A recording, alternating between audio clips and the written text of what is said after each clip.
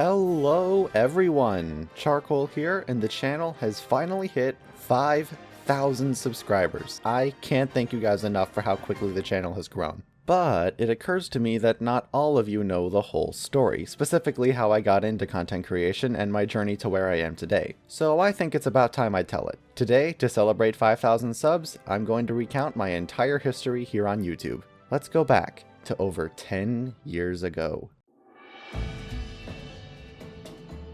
The early 2010s was when I was first introduced to YouTube, and I loved it. The idea that anyone could make anything was really intriguing to me. Let's talk about some of the specific things I found during this time that became major influences for me. First we come to summer 2012. I came across a channel called Bespengard Studios who made a LEGO Pokemon series that I found incredibly funny. It's like Junior Prom all over again. Yeah, but this time it was the Statue of Liberty, not an angry mob of elderly citizens. The language could be a little strong at times, so my parents weren't exactly keen on a 9-year-old watching it, but I watched it anyway because I'm a rebel like that. The channel went dormant in 2014 and the series would supposedly go without a conclusion forever.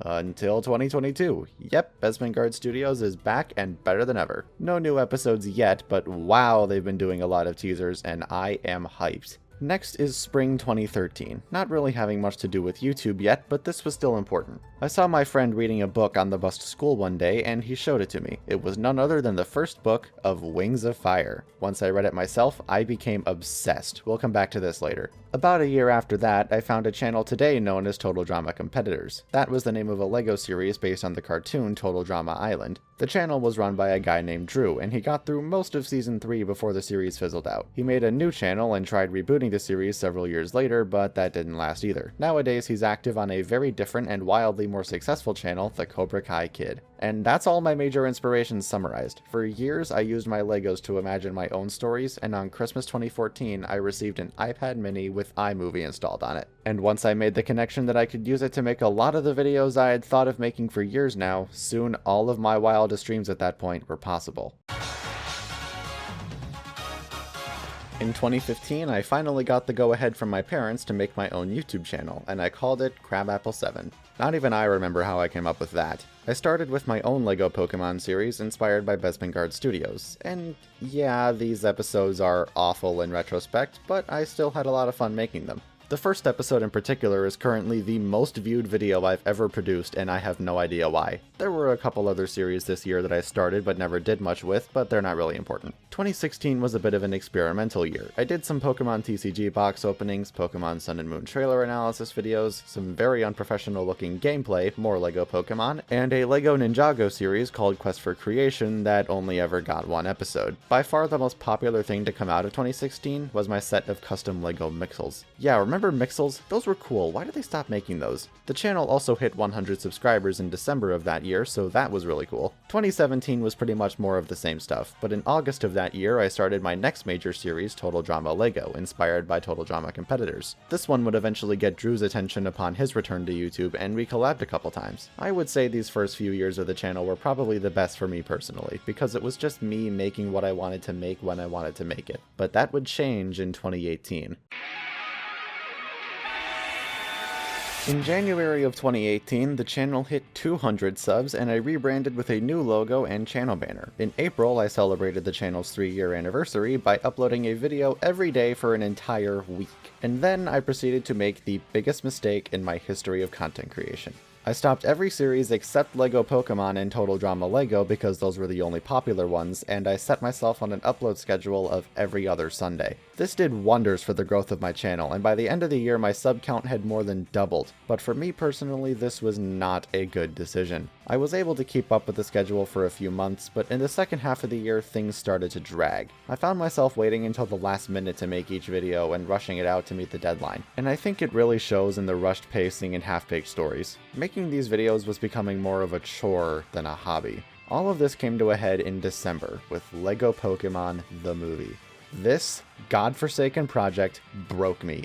I hated the process of making it because iMovie can't handle videos this long, and I hated how it turned out because it suffered from the same issues most of my later videos did despite being delayed for over a month. If the rest of 2018 leading up to this was me burning out, this was where I crashed. I was completely drained. I tried to get back into making videos a couple times in 2019, but the spark was just gone. I eventually had to accept that making these LEGO videos just wasn't fun anymore. This is where Wings of Fire comes back into our story. A lot of what I say from this point on will be a repeat of what I said in my History with Wings of Fire video from 2020, but this is important. In the fall of that year, I decided to look up Wings of Fire on YouTube and see if there was anything there. I'd tried before, but all of my attempts had come up short. But this time, there was content.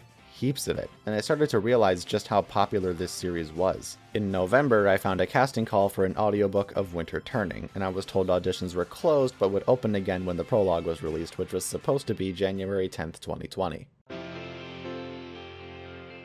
January 10th came and went, and we got nothing. In the meantime, I started exploring most of the fandom and got involved in a lot of fan projects as a voice actor, and it was really fun. For the first time in a while, I was excited about content creation. Meanwhile, in the audiobook, it had now been almost 2 months since the supposed prologue release date, and we still had nothing. I started venting my frustrations and got to talking with a couple other people in the server, today known as Avalon and Desert Rose. We decided we were sick of waiting and went to make our own audiobook of Escaping Peril, and I can tell you the exact date we made this decision, March 10th, 2020.